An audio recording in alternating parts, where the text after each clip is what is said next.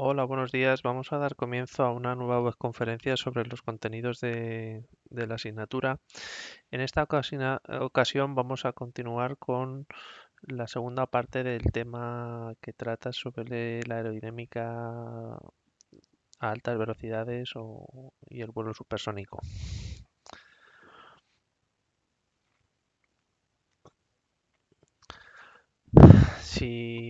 Si revisáis el índice del tema, en la anterior charla llegamos a ver los conceptos de velocidad supersónica, la definición del número de Mach, el fenómeno de las ondas de choque y cómo se generan, la clasificación de los distintos regímenes de vuelo y las transiciones entre unos y otros. Os presenté también un concepto muy importante dentro del tema, como es el número de Mach crítico, y, y en esta segunda charla vamos a profundizar un poco más en él, lo vamos a recuperar. Os presenté uno de las problemáticas del régimen supersónico o transónico, que es la divergencia de, de la resistencia, ¿vale? Lo que popularmente se conoce como barrera del sonido. Y os presentado todos los problemas, llegamos a ver algunas de las alternativas que teníamos en nuestra mano para contrarrestar estos inconvenientes, ¿no? La familia de perfiles supercríticos va orientada precisamente a reducir esta problemática. Hoy continuaremos viendo distintas alternativas y distintas posibilidades que tenemos en nuestra mano para poder volar a las velocidades supersónicas. Veréis que no son muchas, pero son las que tenemos a día de hoy con la tecnología disponible. Em, Pues nada, vamos a comenzar los contenidos de hoy.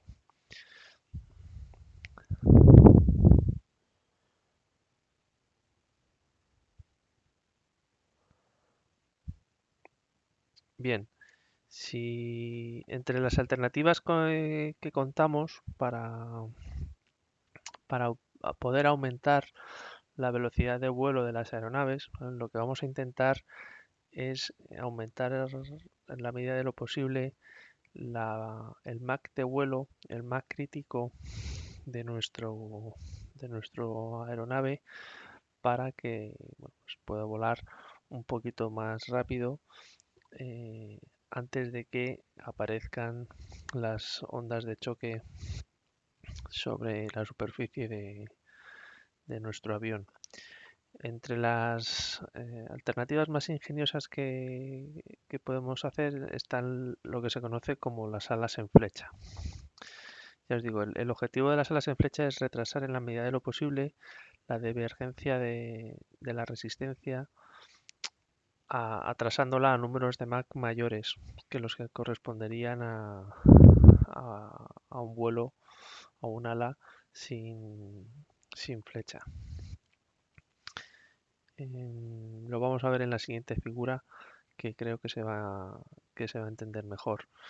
El hecho de darle flecha al ala tiene como principal inconveniente que estamos reduciendo la eficiencia aerodinámica del ala, puesto que, bueno, tenéis ahí un recordatorio de la ecuación de la polar.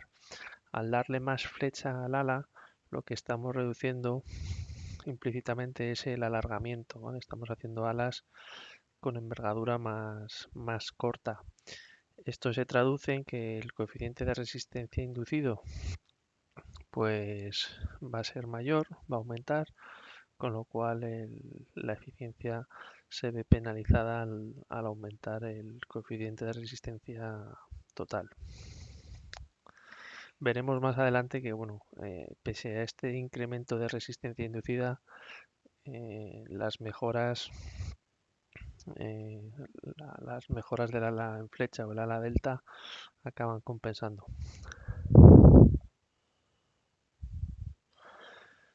Pues bien, imaginad una ala recta, como la que tenéis en la parte superior de la figura, diseñada o fabricada a partir de una serie de perfiles NACA o de cualquier otro tipo que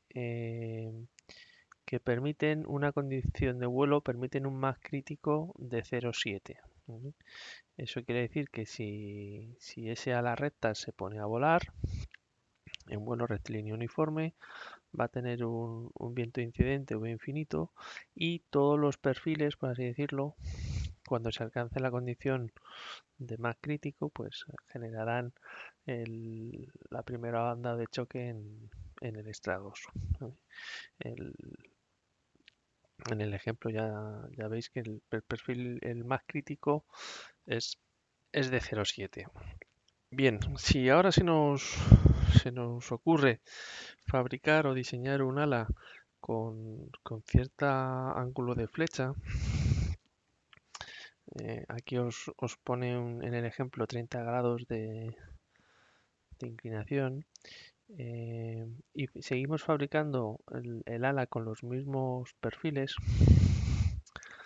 bien, observaréis que en el triángulo de velocidades que hay en el ala de la derecha, el viento incidente se puede descomponer como suma vectorial de una componente paralela al borde de ataque del ala y una componente perpendicular o normal al borde de ataque del ala.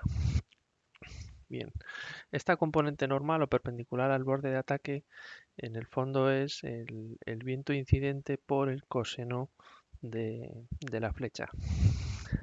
En cierta medida lo que estamos consiguiendo es ver que el perfil que es perpendicular, como tenéis ahí dibujado, perpendicular al borde de ataque y al borde de salida, lo que estamos consiguiendo es que el perfil vea solo una parte del viento incidente del avión. Estamos reduciendo, por así decirlo, el viento incidente, el viento efectivo que ataca al perfil. Bueno, pues con este pequeño truco lo que se consigue es poder aumentar la velocidad de vuelo del avión, ¿vale? La componente por así decirlo, vertical del viento, hasta que el viento efectivo sobre el perfil pues vuelve a alcanzar la condición de Mach crítico, 0,7 en el ejemplo. Si para un perfil con Mach crítico de 0,7 y una flecha moderada de 30 grados, bueno, pues se consigue un incremento que llega hasta el 0,808 en términos de Mach crítico del avión. Hemos conseguido, por así decirlo, aumentar la velocidad de crucero, aumentar la velocidad de vuelo de todo el avión utilizando la misma familia de perfiles que entraban en pérdida sónica en caso de que el ala fuera recta.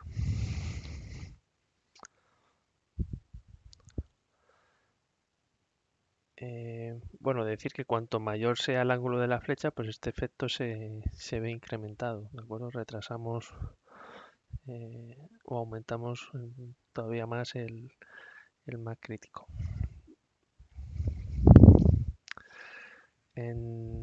Como sabéis, pues tenemos dos posibilidades en cuanto a la flecha. Tenemos alas con flecha positiva y alas con flecha negativa o invertida.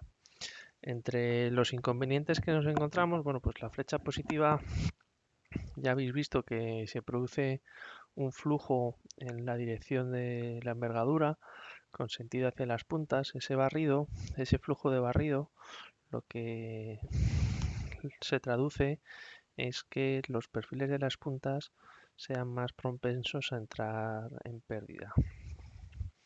Esto, dicho así, pues puede suponer un problema para cierto tipo de aviones a los que se les exige una alta maniobrabilidad, puesto que en esa zona suelen ir instaladas las superficies de control alerones, ¿vale? Para tener mayor brazo respecto al centro de gravedad y poder realizar mejor momento de balance.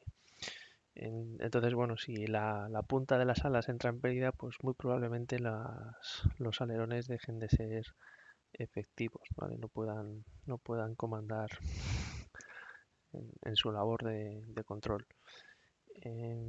También otro efecto negativo es el que se produce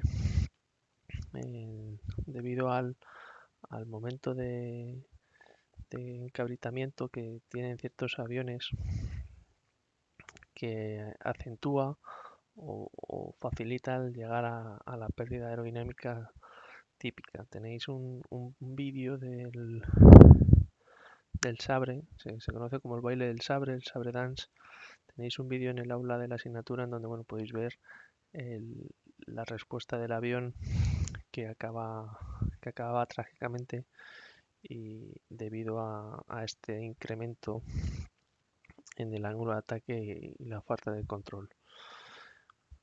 Por contra, las flechas negativas, pues el barrido, la dirección de esa componente de viento incidente va en sentido contrario, va de fuera hacia adentro, va desde las puntas hacia el encastre. Permite que los perfiles de las puntas pues entren más tarde en pérdida y se mejora la maniobrabilidad del conjunto de la aeronave.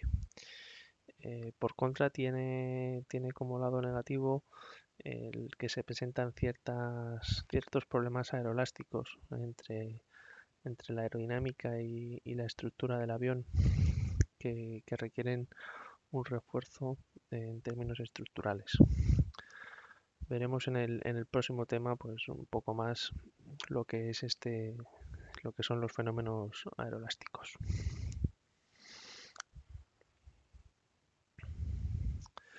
Bien, tenéis aquí un par de ejemplos más de flecha positiva y de flecha invertida. Y bueno, como variante de la flecha positiva, indicaros que varios de los aviones tienen lo que se conoce como flecha variable. Son capaces de cambiar el ángulo de la flecha del ala dependiendo de la condición de vuelo, ¿vale? Como ejemplo tenéis ahí al F-14 en dos situaciones bien distintas.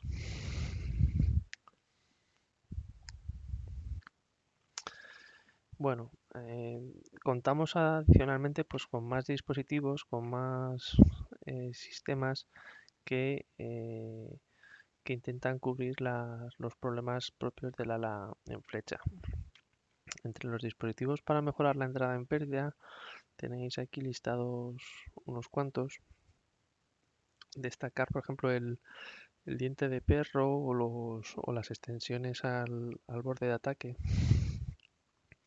o los wing fence que básicamente pues lo que buscan es mejorar la entrada en pérdida del ala bien mediante el control de la capa límite eh, desde el borde de ataque o bien generando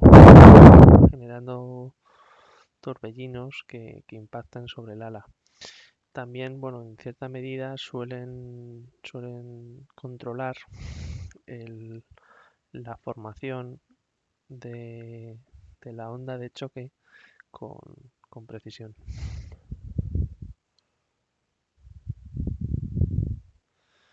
Bien, si damos el salto de forma definitiva al régimen supersónico, ya estamos volando a números de Mach superiores a 1.2.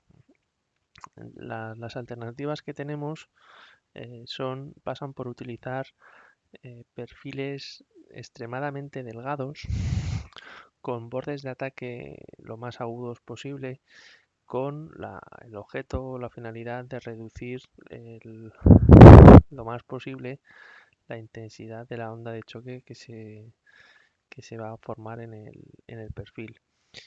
Un borde de ataque redondeado lo único que se traduciría es en la generación de una onda de choque desprendida y normal al, al flujo incidente, que daría lugar a una resistencia muy elevada, ¿vale? Y pasaría, como tenéis aquí indicada en la figura, generaría una capa de flujo subsónico justo detrás de la onda de choque. En el caso, ya os digo, del supersónico, el perfil ideal, imaginarlos como si fuera una placa plana, lo más delgada posible, enfrentada a un cierto ángulo de ataque. Aquí el espesor y la curvatura pues no nos van a favorecer a la hora de generar sustentación. Vamos a contar únicamente con la contribución del ángulo de ataque.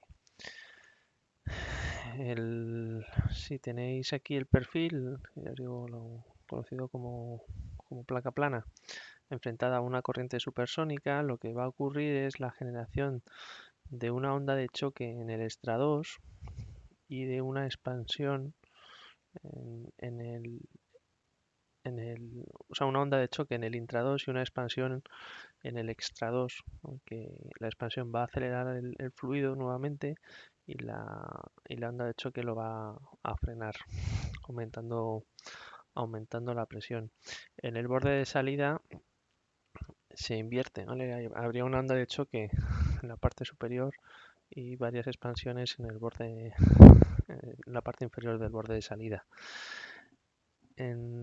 Si veis la distribución de presiones, lo que se consigue es esto: se consigue cierta succión en la parte superior y cierta sobrepresión en la parte del intra 2, consiguiendo pues las fuerzas aerodinámicas que ya conocéis, tanto la resistencia de onda como la sustentación.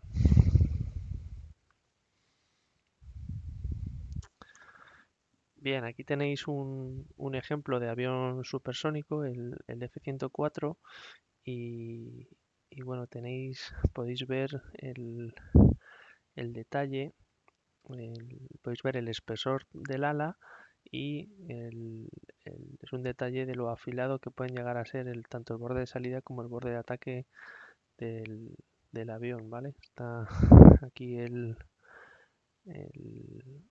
el hombre lo que está haciendo es abriendo nueces con, con el borde de ataque, ¿vale? Básicamente son auténticas cuchillas, ¿vale? Para perturbar lo menos posible al flujo supersónico.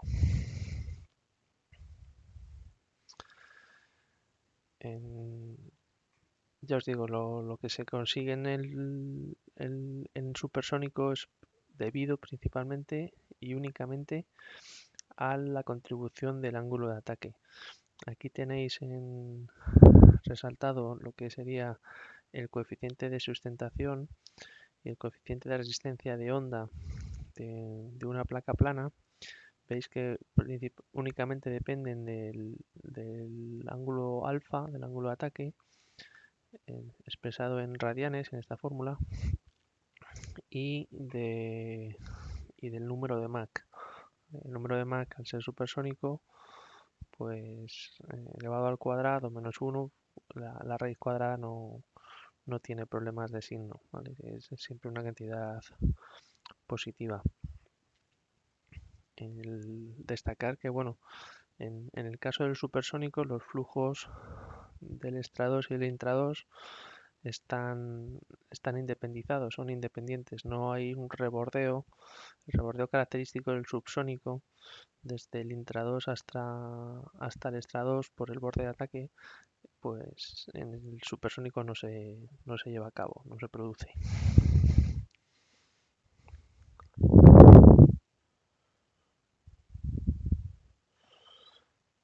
Bien, aquí tenéis la representación gráfica de los coeficientes de sustentación y de resistencia. ¿Veis? Bueno, destacar que a medida que aumenta el número de Mach, el coeficiente de sustentación se reduciría y el coeficiente de onda, de resistencia de onda, también disminuye. aunque sí, siempre va a ser a valores superiores que los que vamos a tener en subsónico. El- Aunque disminuya la sustentación y la resistencia, los coeficientes, sed conscientes que lo que va a aumentar mucho es la contribución de la velocidad, ¿vale? La contribución de la presión dinámica lleva dentro el número de Mach, con lo cual si se aumenta mucho el número de Mach, lo que estamos haciendo es aumentar cuadráticamente la contribución de la presión dinámica a las fuerzas de sustentación y de resistencia.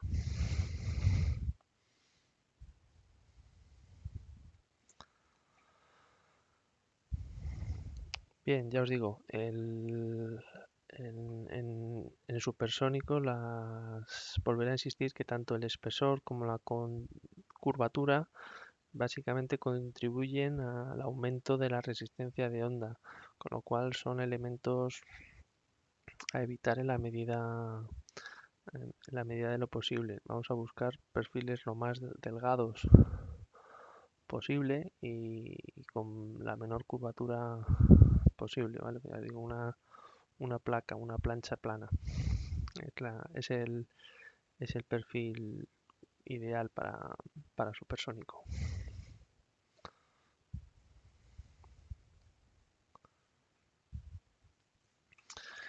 Yendo un paso más adelante, llevando las alas en flecha al extremo, llegaríamos a obtener lo que se conoce como la sala delta. La sala delta, pues, siguen manteniendo las ventajas para el vuelo supersónico y si recordáis, cuando vimos la definición o la formación del frente de ondas de choque, lo que llamábamos como el cono de Mach, eh, dijimos en su momento que el ángulo de apertura de ese cono, el seno de ese ángulo, era igual a la inversa del número de Mach. Esto quiere decir que cuanto mayor fuera la velocidad de vuelo, cuanto mayor fuera el Mach de vuelo, más agudo o más estrecho era el cono de Mach que iba a generar nuestro avión, nuestro ala. Pues bien, bueno, esto tiene como límite el, el propio ángulo que le demos a la flecha, porque lo que no vamos a buscar nunca es que el cono de Mach que genera nuestro avión incida o impacte sobre el borde de ataque de nuestro ala, ¿vale? Porque lo que le estaríamos transmitiendo son esas variaciones de presión al estrados y al intrados de nuestra superficie alar. Entonces, bueno, lo ideal es que el ala quede siempre dentro de ese cono de Mach para evitar posibles interferencias que a su vez se traducirían en nuevas ondas de choque, en nuevas variaciones de presión a lo largo de nuestro ala. ¿De acuerdo? Entonces, bueno, de alguna manera la velocidad a la que queramos volar está relacionada con la envergadura que podamos dar a nuestro ala. Pero bueno, ya os digo, si queremos volar rápido, pues solo vamos a poder usar envergaduras pequeñas. ¿Veis? Bueno, aquí tenéis de nuevo un ejemplo de cómo se genera ese frente de ondas de choque y bueno, siempre buscando que el avión entero quede dentro del cono de Mach.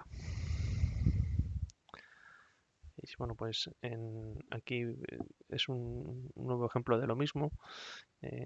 Si alguna vez veis algún caza de este tipo y os preguntáis a qué velocidad puede volar, pues lo podríais saber únicamente a partir de las las dimensiones de tanto de la longitud como de la envergadura de la aeronave, porque bueno, el frente de ondas, el cono de Mach más agudo que se podría permitir el avión, iría desde aquí, iría desde la punta, que sería la primera onda de choque que se forma, hasta la punta del ala. ¿Vale? Esto, pues para el F-22 lo tenéis son 27,2 grados, que se traducen en un Mach de vuelo de 2,18, y pues para el ejemplo de la figura inferior, pues igual tenéis 27,75 grados, que se traducen en 2,14 en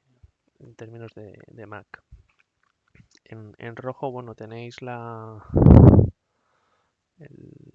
inclinación de la línea del borde de ataque, que es mucho mayor, y, bueno, veis que el número de Mach también es sensiblemente menor. ¿Vale? De hecho, si le damos, cuanto más largo sea nuestro avión y menos envergadura tenga, pues más rápido podremos volar. Bueno, tenéis aquí, os presento distintas alternativas dentro de las alas en delta. Pues tenéis el ala en delta clásica, acompañada de un canard, tanto en la posición delantera como con timones de control en la posición trasera, y una variante pues que sería el ala delta doble o incluso triple. Hay algunos que tienen distinto ángulo a lo largo del ala.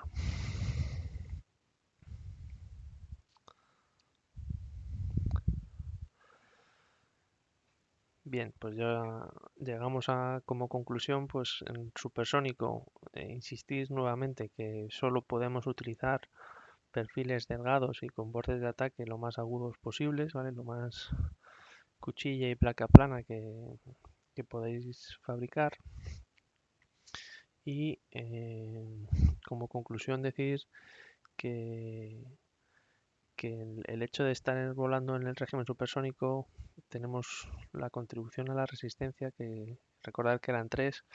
Teníamos la resistencia parásita o de forma, la resistencia inducida debido a la sustentación característica del subsónico, y vamos a tener un término adicional que es la resistencia de onda debida a los números de Mach que vamos a volar. Bueno, pues el hecho de que tengamos que aumentar la contribución de resistencia inducida, porque estamos usando alas de bajo alargamiento, bueno, pues compensa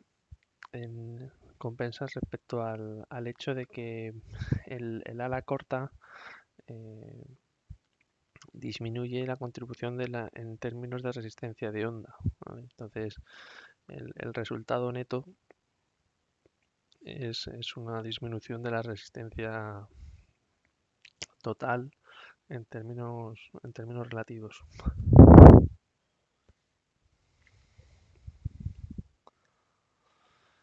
Bien, visto los tipos de perfiles y los tipos de alas que podemos usar en supersónico, quería comentaros brevemente un poco acerca de los tipos de fuselaje que podemos usar para volar en dichas condiciones. El estudio de los fuselajes, bueno, se conoce como el estudio de cuerpos esbeltos, ¿vale? Es un poco lo que nos ha ido llevando las restricciones del cono de Mach. Un cuerpo esbelto es un cuerpo que tiene una de sus dimensiones mucho más grande que el resto, ¿vale? Suele ser un cuerpo más largo que ancho, ¿vale? Tiene una dimensión característica, pues en este caso la longitud, la longitudinal, que es mucho más más grande que el resto de dimensiones. Pensad pues eso en la forma que tienen pues un alfiler, un cohete, una bala. Ese es el cuerpo esbelto que mejor va a volar en condiciones de vuelo supersónico.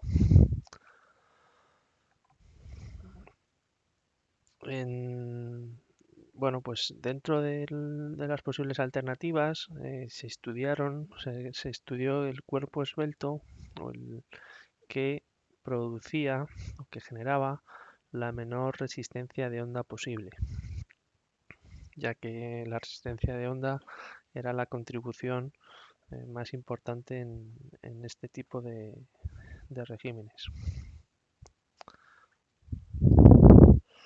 Bien, la respuesta a este interrogante la consiguieron dar Hitchcock y Whitcock con lo que se conoce popularmente como la regla del área. La regla del área es una regla matemática que, por así decir, define el cuerpo de revolución, el cuerpo esbelto que genera la menor resistencia de onda. Bien, ¿cómo es este cuerpo de revolución, este cuerpo esbelto? El cuerpo de Hitchcock lo tenéis aquí representado en la figura en rojo, pues es pues una forma ovoidal, empezando tanto con el borde delantero como trasero lo más agudo posible, y en la figura de abajo, esto que parece una distribución normal, en el fondo lo que os está diciendo es la ley de áreas del cuerpo.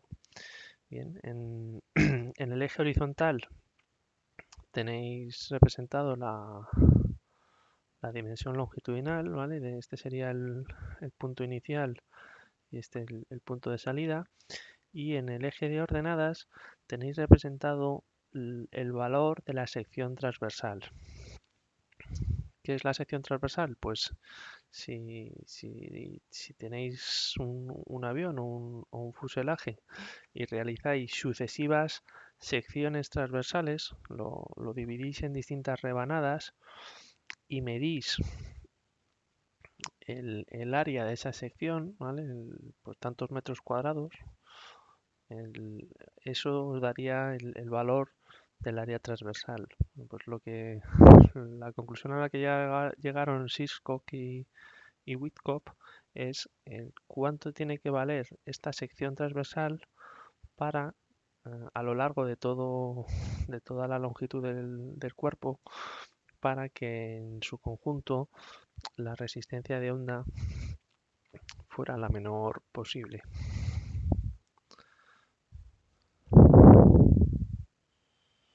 Casos prácticos, pues bueno, pues sí, esto cómo se lleva a la práctica en los aviones hoy en día.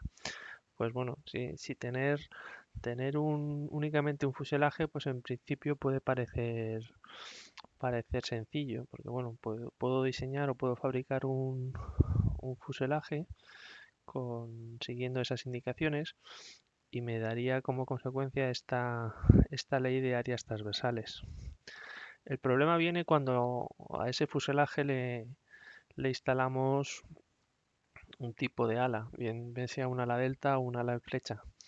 El hecho de instalar este ala, en cierta medida, lo veis aquí en las figuras, en cierta medida lo que está haciendo es aumentar, por estrecha que sea, en lo pequeño que sea el espesor, estamos aumentando la contribución, estamos aumentando la sección transversal de ese cuerpo. Entonces, ocurriría algo como lo tenéis aquí en la figura. Habría esta joroba o este incremento en la ley de área transversal, alejándonos pues del comportamiento teórico ideal, ¿no?, que predefine la regla del área. ¿Soluciones a esto?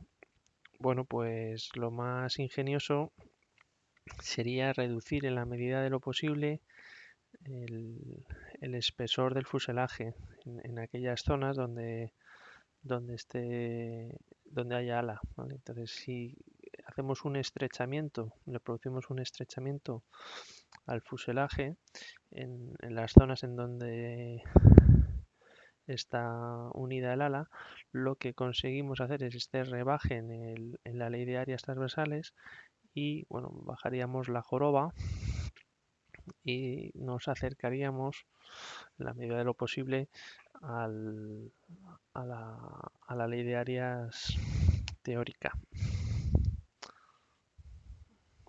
Ya os digo, sobre todo, pues lo que estamos intentando es alejarnos, evitar entrar en este ascenso brusco del coeficiente de resistencia de onda.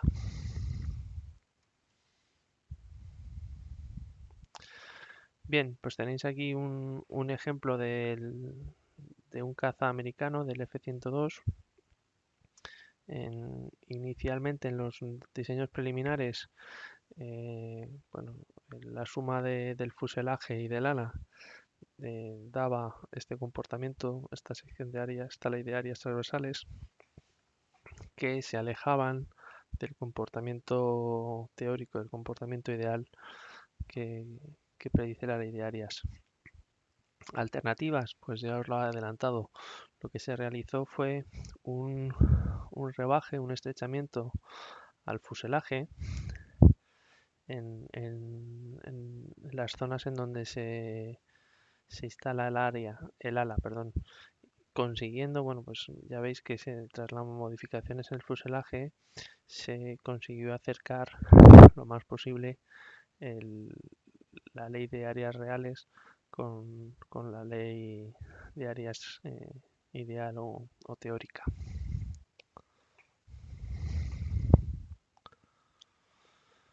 Pero no es el único caso, ¿vale? En los aviones civiles que vuelan hoy día, aunque no vuelen en supersónico, que estén volando en un subsónico alto, en un subsónico compresible, antes de entrar en el régimen transónico, también hacen uso o se benefician en la medida de lo posible de la regla del área. Lo tenéis, por ejemplo, en el ejemplo quizás más famoso sea la joroba del 747, que lo que busca es pues acercarse lo más posible a la regla del área, ¿vale? La joroba se alarga prácticamente hasta el punto en donde se empiezan las alas y van instaladas los motores, ¿vale? Que también contribuyen en cierta medida a la sección transversal. Y bueno, pues también tenéis otro ejemplo, lo podéis ver en los FTF, ¿vale? Los Flag Track Fairings son estas superficies carenadas que en el fondo ocultan todos los brazos y todas las articulaciones para la extensión de los dispositivos hipersustentadores, de los distintos flaps del avión. El hecho que esta superficie sea carenada y bueno, tenga cierto tamaño, pues lo que busca también es ajustar la contribución del área transversal. Pues nada más, esto era lo que os quería contar sobre el régimen supersónico. Espero que esta webconferencia os sea de utilidad y quedo a vuestra disposición para resolver las posibles dudas que surjan y nada, quedamos a la espera de próximas charlas. Muchas gracias.